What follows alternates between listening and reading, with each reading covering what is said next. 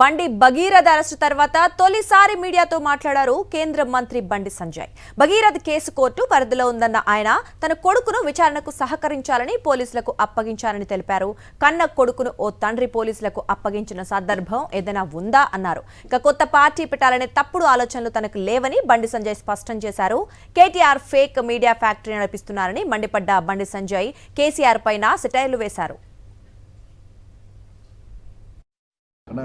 ఈ కోర్టుల కేసు నడుస్తున్నది, కోర్టు పరిధిలో ఉన్నది. ఇప్పుడు ఒక్కరు గుర్తుంచుకోండి, కన్న కొడుకును ఓ తండ్రి పోలీసులకు స్వయంగా అప్పగించినటువంటి సందర్భం ఏదైనా ఉందా?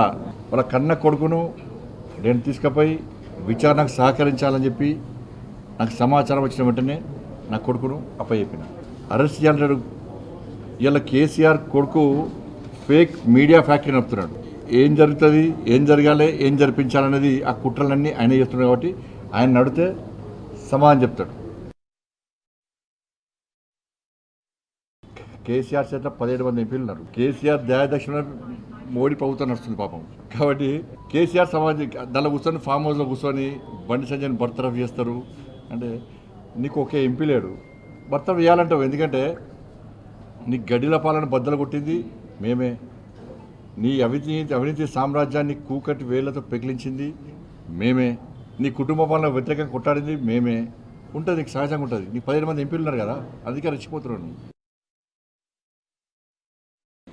అవన్నీ ఫాల్తు రాజకీయాలు. కొత్త పార్టీ నేనేందో మీకు తెలుసు, భారతీయ జనతా పార్టీ కార్యకర్తలకు తెలుసు, తెలంగాణ రాష్ట్ర ప్రజలకు తెలుసు, తెలుగు రాష్ట్రాల ప్రజలకు తెలుసు.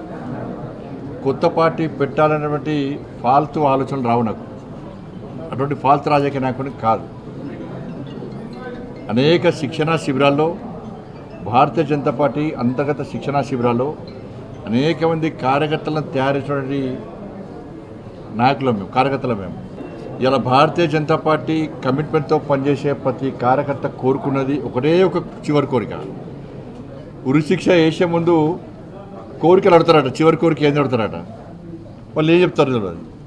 కానీ కమిట్మెంట్తో పనిచేసే భారతీయ జనతా పార్టీ కార్యకర్తలను పిలిచి మీరు అడిగితే, కమిట్మెంట్తో పనిచేసే భారతీయ జనతా పార్టీ కార్యకర్తను మీరు పిలిచి అడిగితే చెప్పి టక్ పని అయిపోయింది ఒకటే, నేను చచ్చిపోయినాక నా మీద భారతీయ జనతా పార్టీ కండ కప్పాలని, జెండా కప్పాలని అంటారు. దీనికి కమిట్మెంట్ అంటారు. అటువంటి కమిట్మెంట్ గల కార్యకర్తలు మీద లేదా ఇప్పుడు నన్ను అడిపించకూడదు. ఎవరు రాస్తూ ఉంటారు, ఎవరో రాస్తూ ఉంటారు, ఏదో చేస్తూ ఉంటారు. కాబట్టి దాని మీద పట్టించుకోవాల్సిన అవసరం లేదు, పట్టించుకోవడం కూడా.